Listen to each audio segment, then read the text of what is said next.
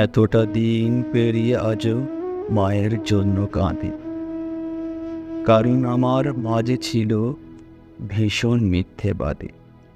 বাবা যেদিন মারা গেল আমরা হলাম একা। সেদিন থেকেই বাঁক নিয়েছে মায়ের কপাল রেখা। মা বলতো বাবা নাকি তারার ভিড়ে আছে, লেখাপড়া করি যদি নেমে আসবে কাছে। তারায় তারায় বাবা খুঁজি, তারার ছড়াছড়ি। আমার মায়ের মিথ্যে বলার প্রথম হাতে খড়ি।